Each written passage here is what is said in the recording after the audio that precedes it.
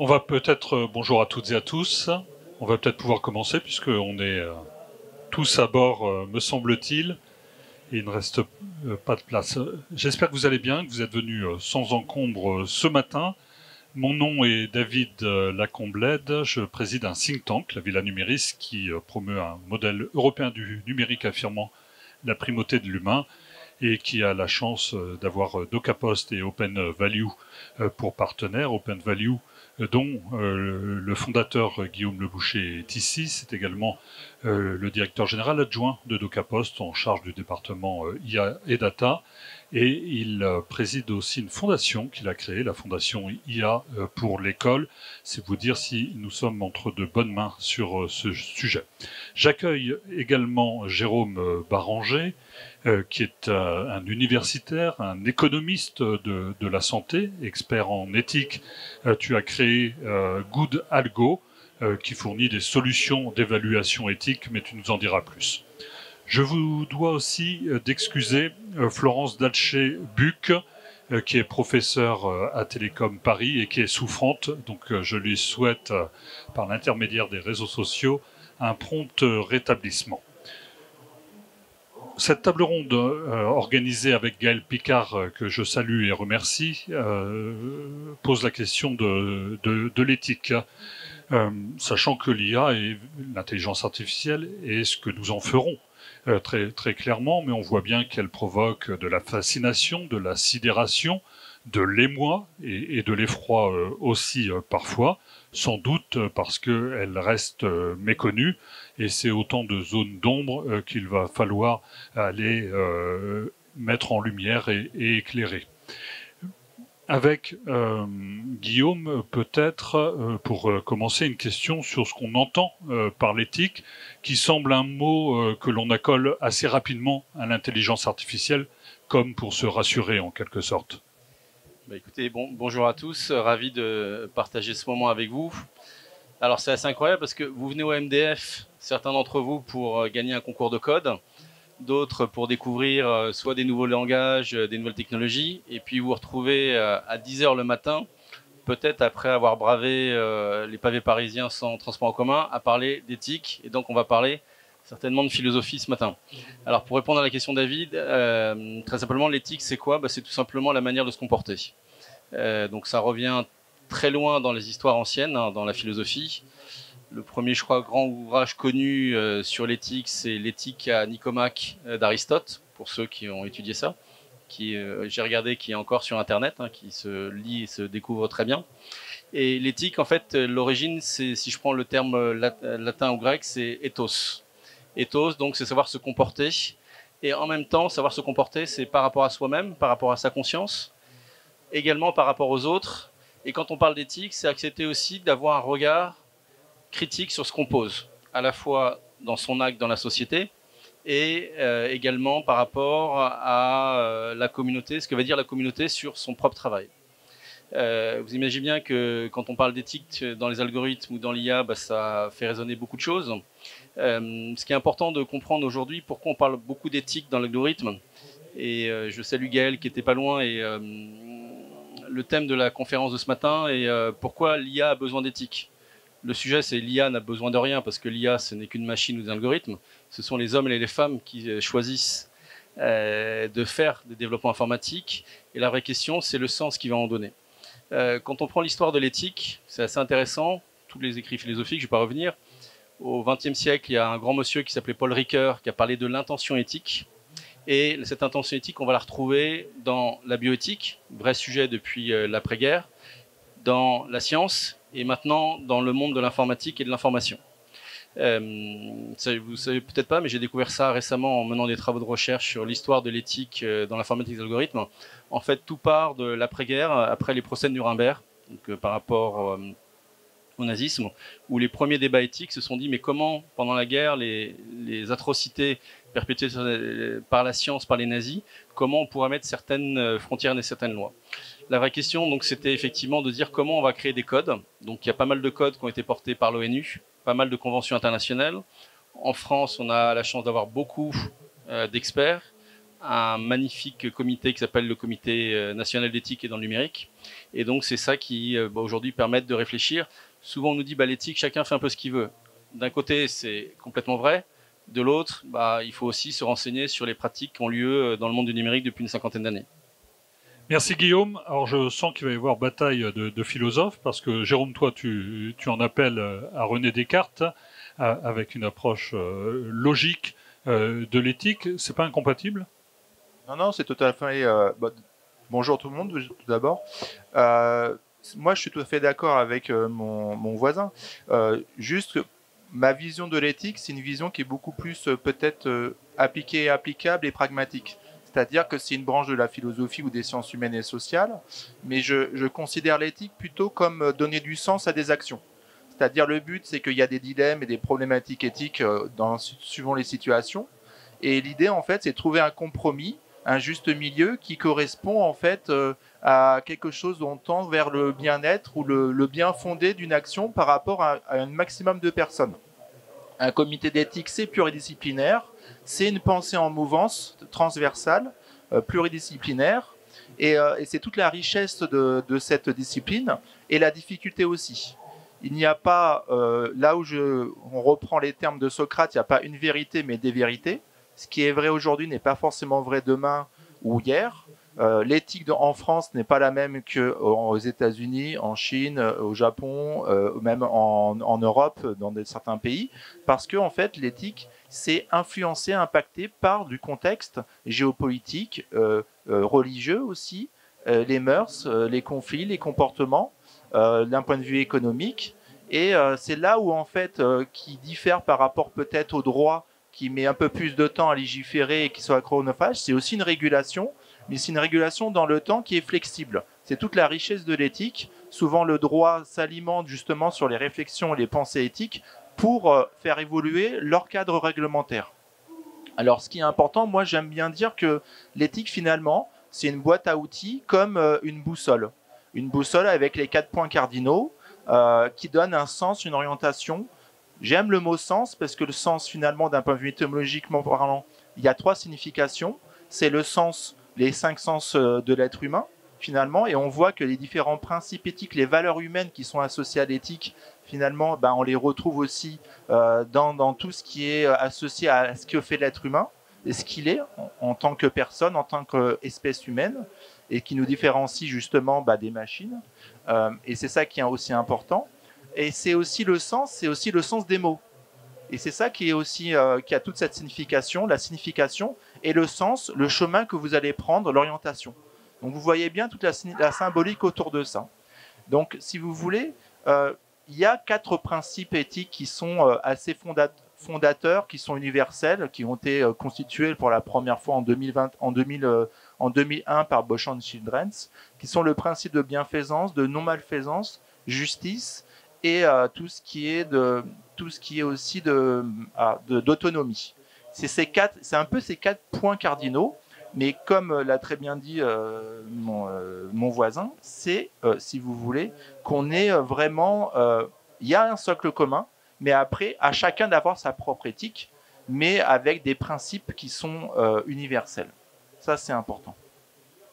Guillaume, comment on partage ces principes dans une organisation sociale ou une entreprise?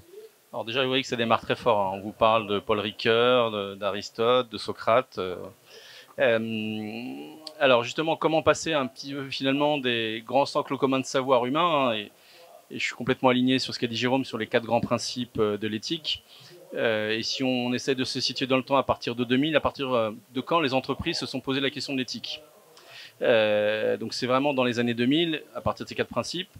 Et je dirais qu'il y a plusieurs choses. On va focaliser bien entendu sur la réflexion de l'éthique dans les algorithmes, donc ce qu'on appelle l'éthique algorithmique. Et moi c'est un sujet, donc c'est ce sujet qui m'anime le plus. La vraie question, d'abord, c'est la question, comme l'a dit Jérôme, c'est la question du sens. Après, c'est comment la faire vivre en communauté, se faire challenger, accepter de la critiquer. Mais plus exactement, c'est comment créer des référentiels. C'est tout le débat aujourd'hui. Jérôme a cité les 4 principes qui ont été énormément repris par les comités américaines. Aujourd'hui, le Canada est un pays extrêmement avancé sur ça. Et la vraie question, et c'est nous ce qu'on essaye de faire chez DocaPost, hein, vous savez que DocaPost, c'est le plus de la confiance numérique, et dans la confiance numérique, on porte ce qu'on appelle de l'IA de confiance. C'est pour moi deux principes fondateurs qui sont le premier, l'explicabilité et la traçabilité. Si on vous parle avec Jérôme et David de philosophie, c'est que moi je pense que dans le numérique aujourd'hui, plus il y aura de numérique, plus il y aura des besoins de philosophie, plus il y aura des besoins donc de faire cette éthique. Et les sous-jacents d'arriver à mettre ça dans l'organisation, c'est deux questions qu'il faut se poser. Comment j'explique ce que je fais? D'abord dans mon intention, l'intention de créer quelque chose. C'est un exemple que je donne souvent et je salue certains étudiants de l'école de la data LIA qui sont ici présents sur, voilà, aujourd'hui, quand on a un clavier informatique entre les mains, quand on décide de travailler avec tous les algorithmes open source du monde entier, est-ce que à la fin de ma journée, je vais créer un algorithme qui va permettre de réduire la famine dans le monde ou malheureusement de créer des robots tueurs qui vont faire beaucoup de dégâts? Donc c'est d'abord l'explicabilité de l'intention au départ. Sous l'intention, après l'intention, arrive la deuxième caractéristique de l'explicabilité, c'est justement la critique de l'action. Comment aujourd'hui, quand je suis développeur, je peux justifier en amont de mon intention, je viens d'en parler, mais comment dans la façon de développer, je vais pouvoir expliquer ce que je fais. Ça veut dire que bien entendu, c'est la parfaite, parfaite explication, le terme est mal choisi, pardon, des descriptions du code que je produis. C'est quelque chose qu'on doit justifier. Moi, ça tombe bien parce que j'ai toujours poussé mes développeurs à documenter leur code, mais je crois qu'avec l'éthique, on a encore besoin de documenter. Pour les jeunes de l'école de la data, documentez bien votre code. Ça, je vous en remercie. On sera très vigilant là-dessus. Ça peut rendre service. Et puis, après, une fois qu'on a fait ces deux étapes d'explicabilité, le deuxième vrai chemin, c'est d'opérer la traçabilité. Et cette traçabilité, je veux la relier à ce que j'ai énoncé tout à l'heure sur la capacité de critiquer son travail. Aujourd'hui, un développeur informatique qui n'est pas capable de dire ses intentions, qui n'est pas capable de l'expliquer et qui n'est pas capable d'écrire cette traçabilité, quelque part, pour moi, il est un petit peu loin de l'éthique.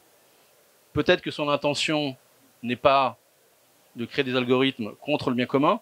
Néanmoins, c'est ce qu'on essaye de pousser dans la charte éthique du groupe La Poste, de dire qu'aujourd'hui, tout est une question de traçabilité. Il faut savoir justifier les actions qu'on fait.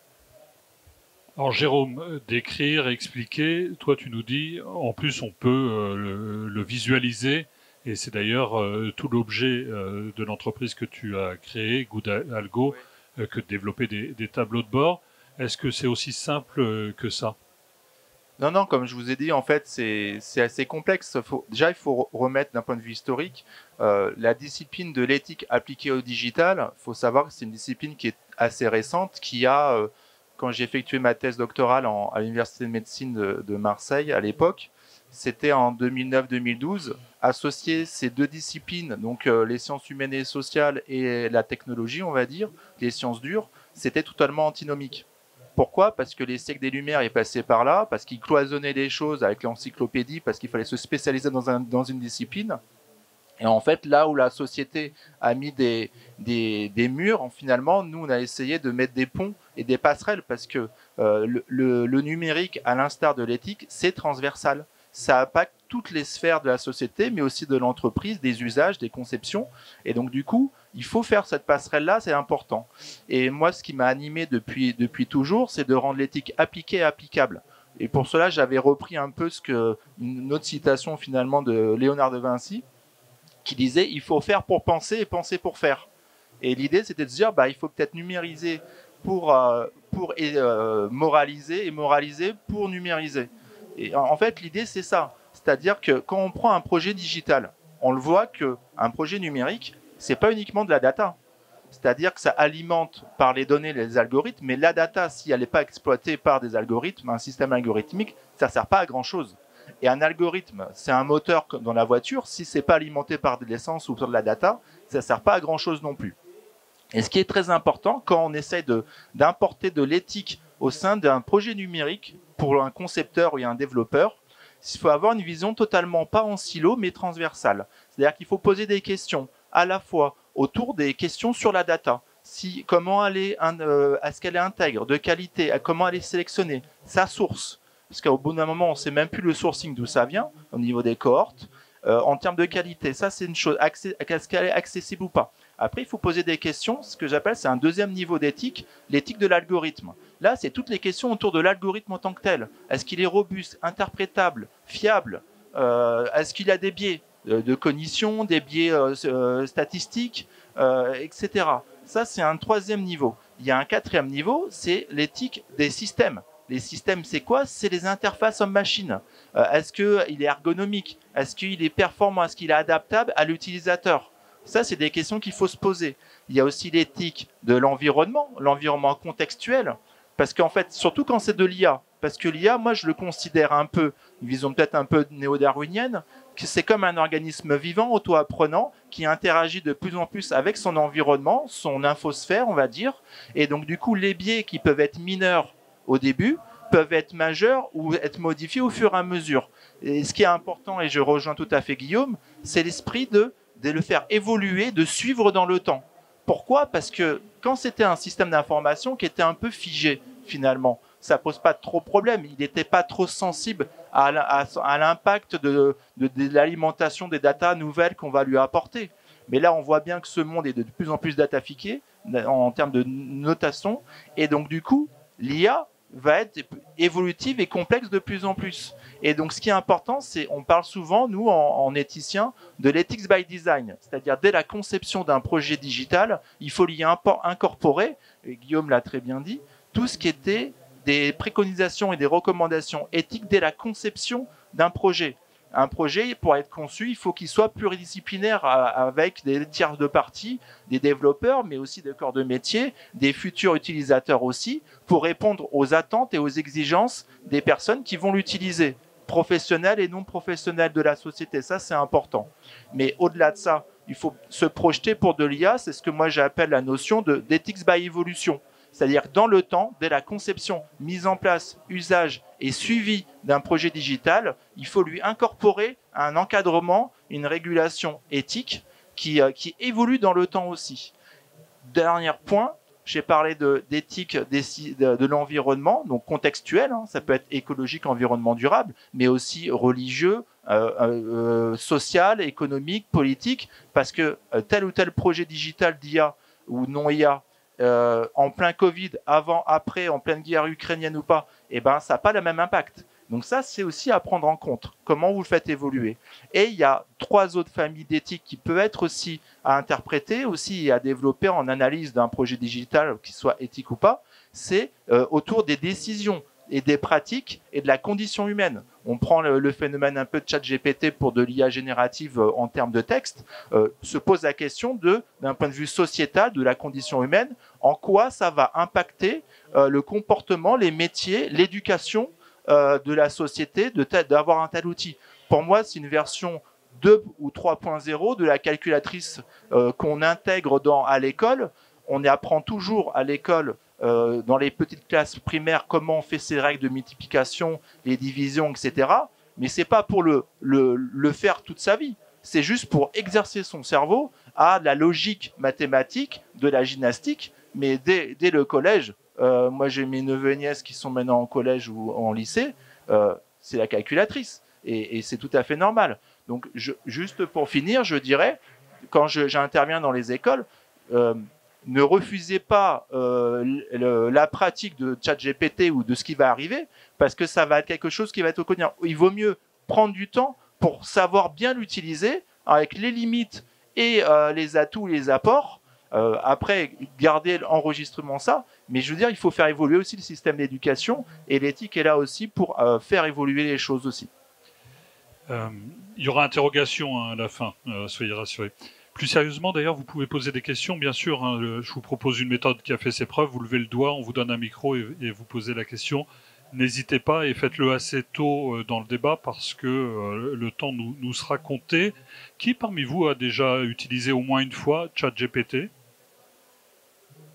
Donc on est au-delà de la moitié et effectivement on est dans une IA qui rentre dans l'atmosphère en quelque sorte et dont on voit bien qu'elle pourrait désormais vite se démocratiser avec une certaine forme d'émoi face à des intelligences artificielles dont on voit bien qu'elles peuvent répondre parfois plus rapidement que soi-même ou avoir une connaissance plus longue. Comment on adapte, on forme les êtres pour utiliser ces intelligences artificielles demain, Guillaume? Alors, on a commencé par la philosophie et Jérôme nous propose la gymnastique, donc effectivement, devenant concret. On a installé un mur d'escalade derrière pour ceux qui veulent aussi. Je crois que maintenant, il faut être concret. Jérôme et moi-même, on a essayé de poser un peu des grands principes sur l'explicabilité, la traçabilité, l'auditabilité. Enfin voilà, donc être concret, c'est de relire déjà ce qui se passe depuis une dizaine d'années. On parle de l'IA ce matin, de l'éthique. Je vais vous donner quelques exemples à la fois dans le monde, c'est-à-dire les sociétés, dans les entreprises et pour les individus. Si vous regardez la campagne de 2016, donc remportée par Donald Trump aux États-Unis, on sait que les data scientists de l'équipe de Donald Trump ont conseillé Donald Trump pour adapter les contenus pour dézinguer son opposante qui était Hillary Clinton. C'est des choses parce qu'en fait, très simplement, les data scientists de l'équipe de campagne du candidat républicain ont vu les tendances et donc ont utilisé les algorithmes. Peut-être que vous avez entendu aussi parler d'un scandale qui était retentissant et qui est monté jusqu'à la Chambre des représentants et au Congrès américain, le scandale Cambridge Analytica. Donc c'est déjà pour vous dire qu'effectivement, l'IA et l'éthique, c'est un vrai sujet de société, de démocratie, très important. Si on parle des entreprises, alors là, on va pas en rigoler, mais quand même, vous savez qu'aujourd'hui, on parle dans l'IA, il y a 3 définitions. L'IA faible, c'est l'IA qui assiste, l'IA forte, l'IA qui décide, et la super IA, l'IA qui a sa conscience. La super IA n'existe pas encore, mais quand on se met à parler de l'IA forte, on peut commencer à parler de la voiture autonome, et vous connaissez les Tesla, les voitures chinoises, les voitures américaines, la Waymo, la filiale de Google. Et il y a un cas d'école qu'on enseigne quand on fait l'éthique algorithmique, c'est à quel moment une IA qui doit décider de faire freiner une voiture va être face elle-même à des sujets d'éthique. Le meilleur exemple que certains ont déjà entendu donner, c'est l'exemple de la voiture autonome qui doit malheureusement stopper sur un passage piéton. Et sur le passage piéton, vous allez trouver à la fois une mère avec un landau et un bébé dans le landau, et on va dire un petit vieux ou une petite vieille, excusez-moi du terme. La question, c'est qu'est-ce qu'ont prévu les développeurs au niveau éthique? La voiture doit s'arrêter et malheureusement, on n'a pas le choix que de percuter un des 2 intervenants. La réponse, alors bonne nouvelle pour la maman et le landau, mauvaise nouvelle pour le petit vieux ou la petite vieille, c'est que les développeurs ont décidé qu'en priorité seront percutés la personne la plus âgée. Donc c'est pour ça, ceux qui se teignent les cheveux en blanc et tout ça, faites attention. Voilà, ça peut être délicat. Mais voilà un exemple d'éthique en entreprise concret. Et le 3e sujet pour moi, c'est pour bien comprendre l'éthique aujourd'hui comme c'est important. Et c'est d'ailleurs un des combats que je porte dans ma fondation dans l'éducation. Vous savez que quand on parle aujourd'hui du monde des réseaux sociaux, on parle de ce qu'on appelle l'économie de l'attention.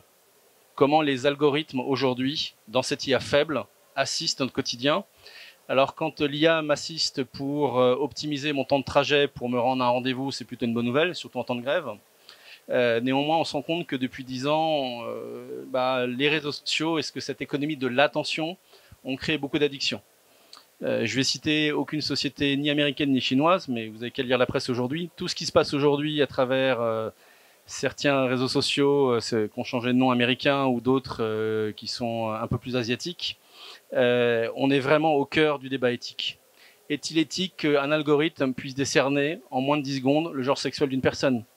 Est-il éthique que dans certains pays, les algorithmes savent mesurer l'attention d'une personne face à un écran? Voilà des exemples concrets. Je dis un exemple si je parle d'éducation, c'est un exemple qui existe malheureusement. La Chine est un pays qui a extrêmement progressé en intelligence artificielle depuis 10 ans.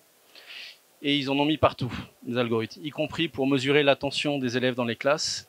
Ils ont mis des caméras, un peu comme les caméras qui sont là, mais qui savent mesurer par rapport à la gestuelle du visage de chaque individu, aux mimiques. Ils savent mesurer ou pas si un enfant écoute ou pas. Et qu'est-ce qui fait ça derrière? Qu'est-ce qui fait cette manipulation, cette collecte et ce tri de données? Ce sont les algorithmes. Donc voilà 3 exemples concrets. J'ai parlé politique, démocratie, j'ai parlé la voiture autonome et cette partie grand public qui interroge énormément. Voilà, donc chacun peut relier avec ce qu'on a dit avec Jérôme, c'est-à-dire quelle est l'intention, quelle est la question de la traçabilité, de l'explicabilité, et puis les 4 principes que tu as cités tout à l'heure. Jérôme, on a un peu de recul désormais sur nos concitoyens, sur leur manière de se comporter avec des outils numériques, de se comporter dans l'espace public, ne serait-ce qu'avec les réseaux sociaux. Est-ce qu'on peut dire qu'ils sont mûrs pour affronter les prochaines étapes, dont celle de l'utilisation des intelligences artificielles de manière plus massive encore, même s'ils le font déjà d'ailleurs, sans forcément le savoir aujourd'hui? Absolument pas.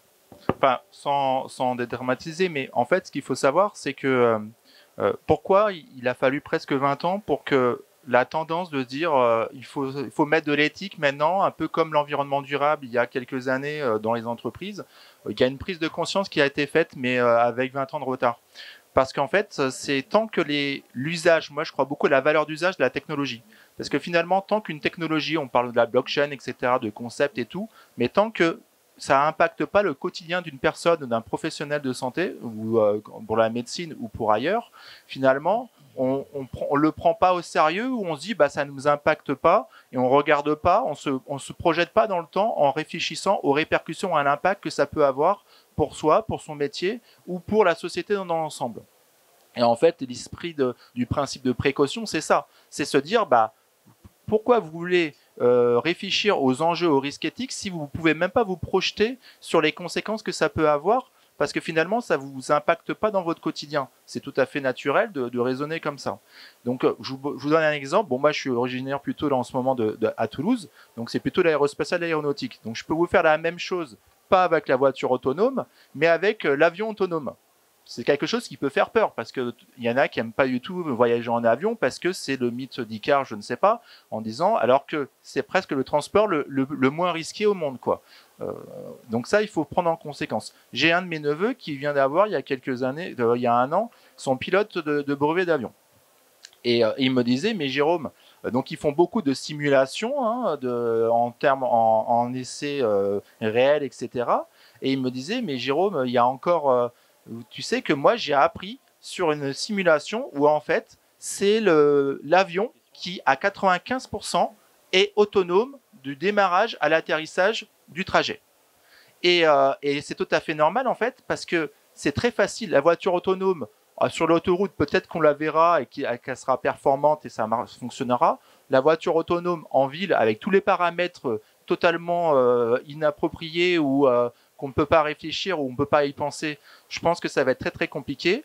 Je ne dis pas que ça sera impossible, mais ça va être assez parce qu'on ne peut pas toujours l'esprit de l'environnement.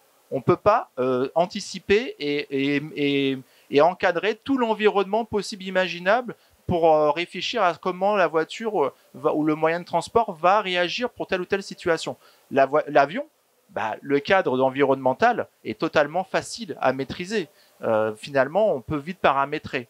Et pourquoi je vous dis ça? Parce que cette simulation, c'est la machine à 95% et on lui apprend juste à dire la machine a le bug et vous reprenez la main en tant que pilote pour faire en sorte que l'avion arrive à bon port ou régler la situation.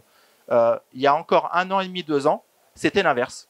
La simulation faisait que c'était la machine qui reprenait la main sur le pilote. Donc on a déjà, vous voyez bien, on a déjà modifié finalement le rôle ou les missions de tel ou tel acteur.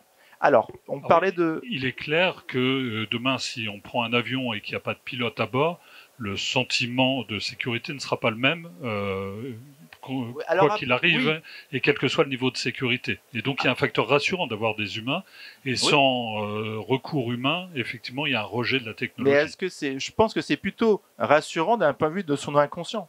C'est-à-dire qu'on prend un exemple. À la base, je suis originaire vraiment de Lyon. À Lyon, il y a plus de 40 ans, on a eu les premiers métros automatiques sans chauffeur. Ça a posé 0 problème en termes de fantasme, de psychologie ou de drame, parce que finalement, c'est un endroit clos, un tube, etc. Ça fait pas trop peur. Et puis là-dessus, vous vous disiez, bah, finalement, c'était dans la suite logique des choses, quoi. Mais vous prenez d'autres exemples, vous vous dites, je ne sais pas, si vous prenez en compte le fait que les nouvelles technologies avancent, évoluent, c'est dans le sens de l'histoire. Finalement, quand vous voyez par rapport aux différentes révolutions industrielles, il y a toujours un changement de paradigme et de comportement, de droit qui apparaît, d'éthique aussi, au fur et à mesure. Et en fait, c'est ça qu'il faut prendre conscience de ça. En termes de formation, d'un point de vue pragmatique, ce qui est important, je pense, en prise de conscience, nous, c'est ce qu'on essaye de faire, moi, avec ma société Goodalgo, en tout cas, c'est de développer pour les professionnels, mais aussi pour les citoyens. Et donc, du coup, nous, ça peut être... On propose aux entreprises des vraies solutions. D'ailleurs, j'ai développé le premier référentiel autour de l'éthique du numérique pour justement que ça soit appuyé sur un label, une labellisation qui permet de donner du sens, de la confiance, de la transparence et donc de la sécurité vis-à-vis de la société ou des potentiels clients. Parce que finalement, moi je l'avais fait dans le domaine de la médecine, parce que la donnée personnelle, elle est sensible encore plus quand c'est l'intégrité de la personne. Et donc elle a du poids. Et donc, moi, je me disais tout simplement, comment on peut faire confiance à cette médecine de plus en plus numérisée si on ne peut pas évaluer l'impact et le comportement éthique, finalement, avec des valeurs humaines autour de ça.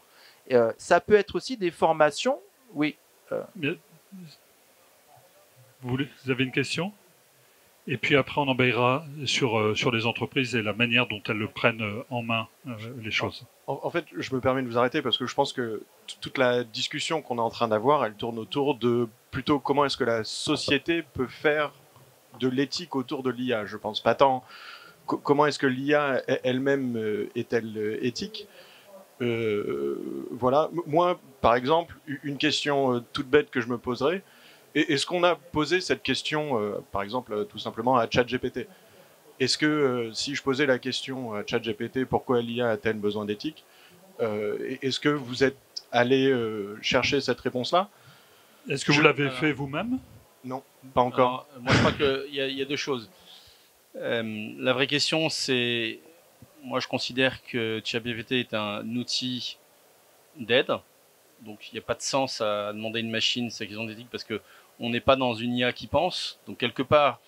Et Jérôme l'a très bien dit, mais dans ChatGPT, il y a des choses extraordinaires sur l'innovation technologique. Et comme l'a dit David, c'est une très belle démocratisation de l'IA.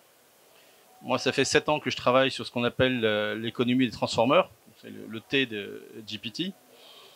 Ce qu'on appelle des rôles modèles. Moi, je suis absolument impressionné que le monde entier ait adopté ChatGPT. C'est extraordinaire. Moi, je m'amuse, ça aide mon métier. Mais quand on voit tous les biais qui sont transportés par ChatGPT et qui ne sont pas du tout critiqués, c'est assez incroyable. Deuxième chose, pour répondre un peu à votre question, au début de votre intervention, ce qu'il va falloir regarder, c'est le règlement européen, l'IA Act. Moi, je l'ai dit dès qu'en novembre, publiquement, en novembre de l'année dernière, ok, tout le monde s'amuse à tester les serveurs gratuits de ChatGPT, mais on verra ce que dira les CNIL, donc notamment la CNIL française, et le futur règlement européen qui a pour ambition de fédérer entre guillemets les CNIL des pays. On verra, le match est tout à fait ouvert et je crois que ce qu'il faut regarder, c'est la potentialité technologique, ce que ça apporte dans les cas d'usage de l'entreprise. Et effectivement, comme vous l'avez dit, sur l'éthique, la question c'est pas de demander à une machine ce qu'elle pense d'éthique parce qu'elle dira bien ou pas bien de ce que pensent les algorithmes, enfin, le travail des algorithmes.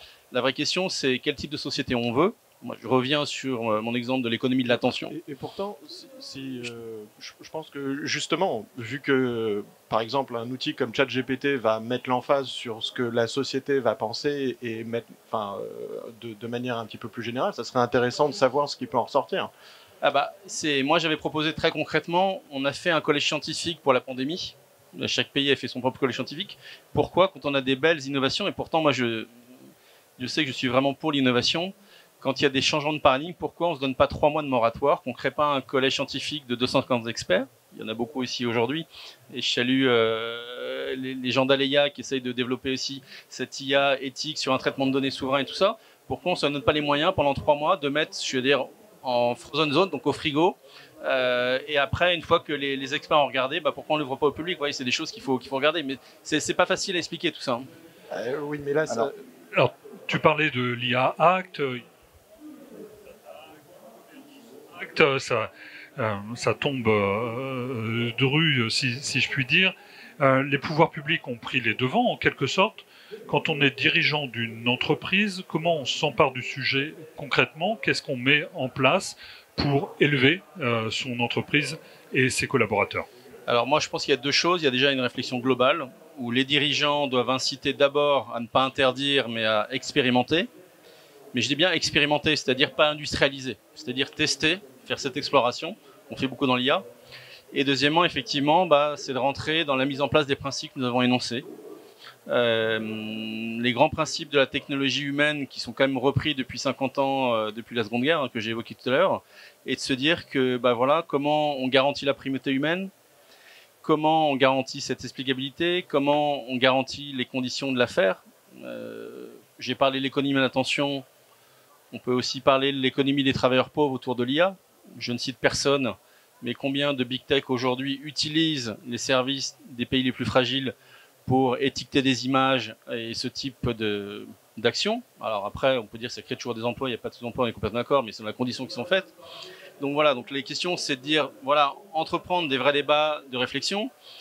C'est véritablement le positionnement de la Poste aujourd'hui à travers sa charte éthique IA qu'on essaye de déployer. Hein, ça fait 2 ans qu'on l'a mis en place. C'est le positionnement de l'entreprise à mission que représente la Poste. C'est ce que nous faisons chez DocaPost, de promouvoir ce numérique de confiance, cette IA de confiance. Après, pour être très concret dans ta question, David, c'est que ça prend du temps. C'est que voilà, il faut se former.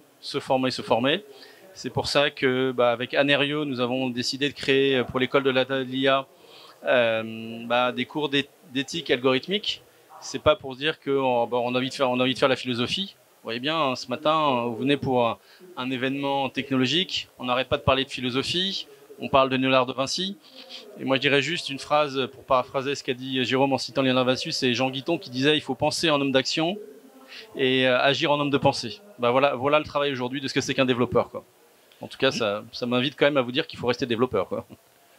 Est-ce que c'est une citation qui s'applique au comité de direction, Jérôme, avec lesquels tu peux œuvrer? Oui, tout à fait. Et puis après, il y a quelque chose qu'il faut pour revenir aussi par rapport à l'esprit de dire, chaque éditeur, finalement, au constructeur de voitures, peut avoir sa propre éthique, et on prend la situation que Guillaume a très bien expliqué ou décrit sur quel choix va faire telle ou telle voiture.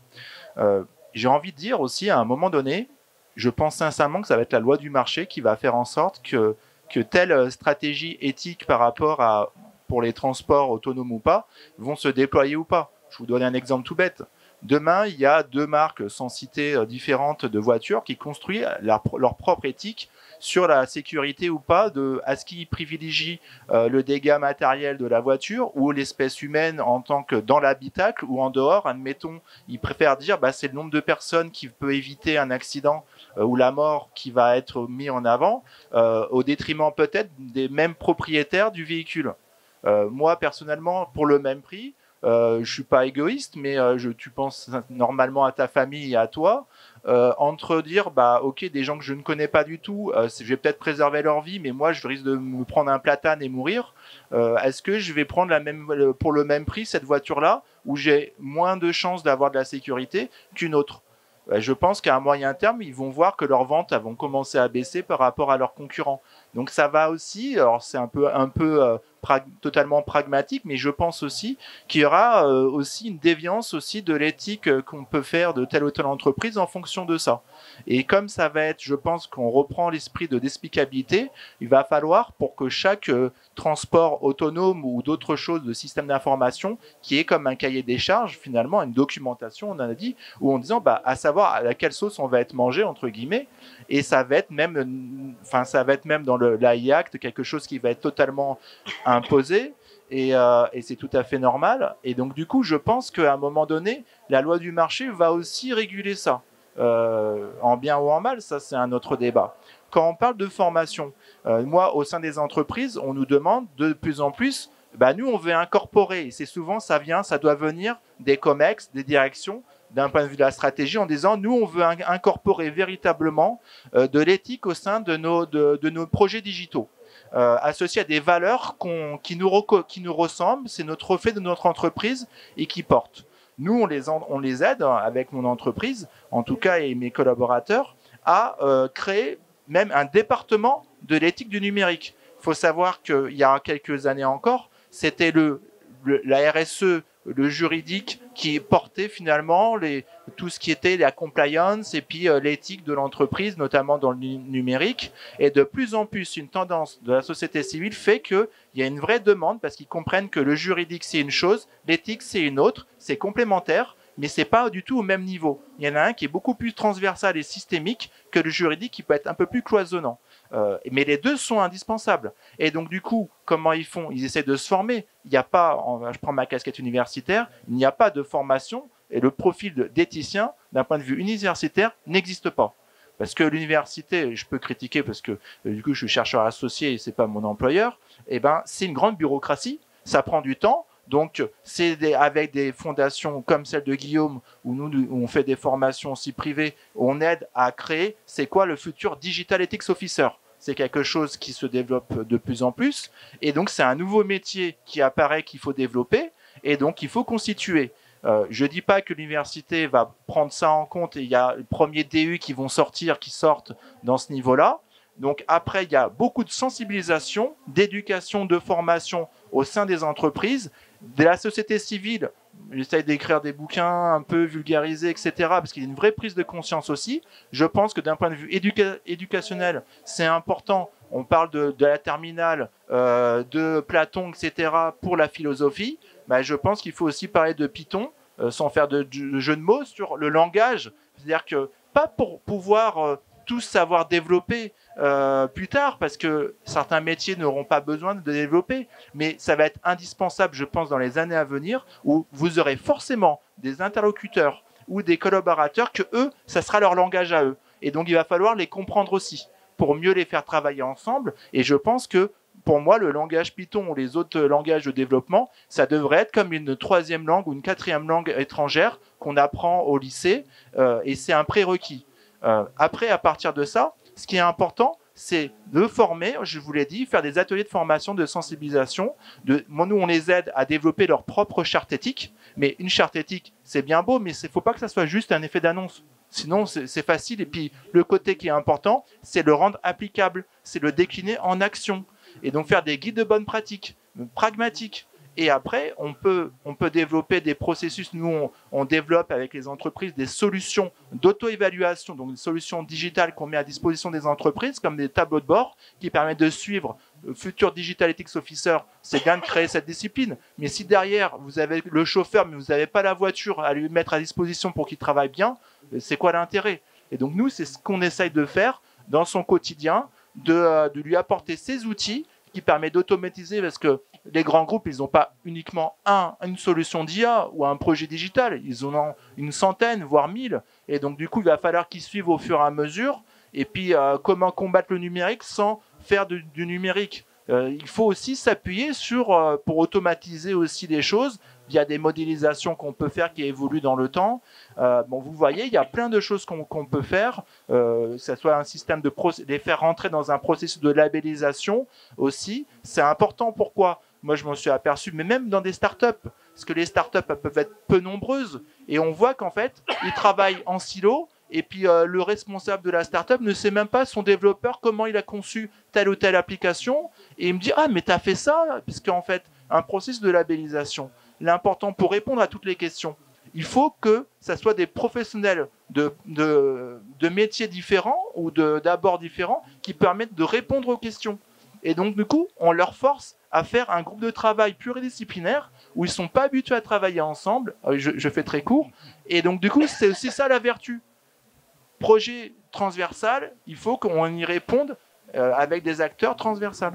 On a beaucoup parlé d'automobile par analogie, et je vous laisse la question. Je ne suis pas sûr qu'on aurait développé une telle filière industrielle il y a 120 ans de ça, si on avait su que cet objet qu'est la voiture allait tuer autant de personnes dans l'humanité, plus d'1 million de personnes chaque année à travers le monde, plus que la Première Guerre mondiale si on réunit tout le monde depuis, et si elle était aussi polluante. Il faut rappeler qu'IA n'a tué personne, ou peut-être une personne lors d'un accident d'une voiture autonome, et qui a fait beaucoup plus de bruit. Vous aviez une question? Oui, et ça sera la dernière. Ok. On est en train de dire là que les questions d'éthique, elles doivent être prises en charge et confiées aux entreprises, aux bonnes pratiques que les entreprises vont mettre en œuvre, au marché, aux développeurs. Mais on renonce complètement à l'idée que les pouvoirs publics, les démocraties doivent être pilotes là-dedans et doivent prendre en main finalement leur destin par rapport à l'introduction de l'éthique dans l'IA. Alors moi je suis pas sûr que les pouvoirs publics ont renoncé, parce que au moins si on prend ce que veut faire la Commission européenne avec l'IA Act, il y a quand même des choses très intéressantes. Et quelque part, l'avènement très brutal de ChatGPT dans l'IA générative a modifié un petit peu les plans du futur texte du règlement européen. Donc ça c'est sûr que il y aura forcément des annonces là-dessus. C'est vrai qu'on peut se dire qu'aujourd'hui, l'éthique c'est un peu le parent pauvre de l'IA. Et ça, c'est sûr, c'est une réalité. Et qu'on ne peut qu'inciter, et Jérôme l'a très bien dit, à développer ces ateliers de discussion, d'échange, de mise en place. Moi, je voudrais juste dire que le sujet est tellement vaste que d'un côté, je pense qu'il faut toujours laisser un pied de la liberté humaine de concevoir sa propre éthique et en même temps l'inscrire dans ses règlements. Moi, je pense que c'est ce qui fait la différenciation de l'Europe par rapport aux États-Unis. Les États-Unis aiment bien massifier les choses, les développer. En Europe, et si on prend la France, on n'est pas le pays des Lumières pour rien, c'est-à-dire avoir cet esprit critique. Voilà. En tout cas, moi, dans le sens de la question, j'ai pas l'impression que les pouvoirs publics ont baissé les bras. Au contraire. Après, voilà, ça va demander du temps et de l'investissement, ça c'est sûr. Jérôme ? Juste pour une réponse assez courte, en fait, je pense que les deux ne sont pas antinomiques. C'est-à-dire que il faut, et c'est important que les pouvoirs publics, par les cadres européens ou autres, et puis c'est ce qu'ils font, hein, investissent et imposent aussi un certain socle universel, ou en tout cas de base. Mais je pense qu'il faut toujours laisser une marge de liberté, comme Guillaume a très bien dit, aux entreprises, pour à partir de ce socle-là, ou ce cadre qui est un peu imposé, d'avoir une flexibilité aussi pour ajuster ou nuancer en fonction du contexte de l'entreprise et de ce qu'ils veulent en faire. Ce qui est important, c'est que ce qu'ils veulent en faire, finalement, ça soit transparent et que ça soit mis publiquement au sein de ceux qui vont utiliser, et puis ils auront leur choix. Et je pense parce que sinon on dénature aussi la nature même de l'éthique, qu'elle doit rester une pensée en mouvance flexible. Le socle, pour juste finir, d'un point de vue historique, on a parlé des 4 principes éthiques. Il faut savoir que ça fait pas même plus que une vingtaine d'années que ça existe. Vous prenez, moi avec ma casquette médicale, le serment d'Hippocrate, 5e siècle après Jésus-Christ, les 4 principes éthiques, ils sont totalement intégrés dans le serment d'Hippocrate. Donc, si vous voulez, on n'a jamais, ce serait arrogant de penser qu'on va créer des choses, c'est-à-dire qu'on n'a rien inventé, tout existe déjà depuis l'Antiquité et bien avant. La seule chose qu'on a inventée finalement, ou qu'on réinvente, c'est de refaire les mêmes choses sous différentes formes, des formes qui sont plus contemporaines et qui répondent à des contextes qui sont différents, mais la base même, elle est identique finalement. Les pouvoirs publics seront d'autant plus investis que s'ils sont aiguillonnés par des citoyens éclairés. Et c'est vrai qu'aujourd'hui, la principale interaction de formation, de sensibilisation passe par les entreprises, charge aux décideurs de se former eux aussi. On va arriver au terme de notre échange. Je vous livre une citation de Georges Bernanos. « L'espérance est un risque à courir ». Et finalement, vous nous avez rassuré de ce point de vue-là. D'un mot de conclusion, un espoir à partager pour nos vies. Alors, j'espère que vous sortirez quand même assez revigoré et de ce partage et de cet échange. Moi, encore une fois, je dis les 2 pieds, c'est-à-dire essayer de se fédérer les uns les autres sur ces questionnements éthiques et en même temps toujours promouvoir la liberté, parce que sans liberté aussi, il n'y a plus d'éthique. Ça, c'est un principe. Si on n'est pas libre de faire sa propre éthique, il n'y a plus de liberté, donc il n'y a plus d'éthique. Ça, c'est géré de manière assez un peu conceptuelle. Et de manière concrète, moi, mon message, effectivement, je vous livrer, c'est regarder l'économie de l'attention, ce qui se passe aujourd'hui autour des algorithmes sur les jeunes. C'est un vrai sujet de société et on n'a pas fini d'en parler. Et pour ma part, pour conclure, je dirais que finalement, on a la chance, je pense qu'il faut le prendre dans ce sens-là, de se dire qu'on est au début d'une 4e révolution industrielle, basée sur l'intelligence digitale et de la data, et que finalement, on est au début de cette transition-là. Et c'est maintenant qu'il faut réfléchir justement à quelle éthique on veut par rapport à tels usages de ces outils-là, et quelle société on veut. Se dire que c'est inéluctable, c'est pas être fataliste, justement, parce que quand vous regardez dans l'histoire de l'humanité et des révolutions industrielles et les changements de paradigme, en fait, il ne faut pas aller à l'encontre du progrès technologique parce que on aura perdu d'avance à l'échelle humaine. Ce qu'il faut justement, c'est savoir et prendre le temps de bien l'encadrer dès la conception, la mise en place, l'usage et l'évolution et le suivi qu'on en veut. Et on a la chance d'être à ce niveau-là et vous êtes une génération qui peut être intégrée justement dans cet esprit-là. Et c'est devenu inéluctable, mais ça va, pour finir, on va devoir aussi avoir des vraies réformes à faire sur des grands organismes internationaux. On le voit, qui étaient basés sur le XXe siècle, voire le XIXe siècle, l'OMS, l'ONU, etc. On voit en fait, ils sont un peu obsolètes d'un point de vue pragmatique par rapport aux grandes crises qu'il y a eu économiques du Covid, etc., de la guerre. Je pense que pour le digital, il va falloir aussi, avec l'IA qui va arriver de plus en plus complexe, qu'il y a un nouvel organisme en fait où on réforme certains organismes internationaux pour gouverner ou piloter ou encadrer ça, parce que c'est obsolète par rapport au XXe siècle qui nous tend les bras en fait. Merci à Gaël Picard d'avoir organisé cette table ronde. Merci Guillaume Le Boucher, merci Jérôme Béranger, merci à chacun d'entre vous. Je vous souhaite de passer une bonne journée au sein de ce Master Dev et à bientôt.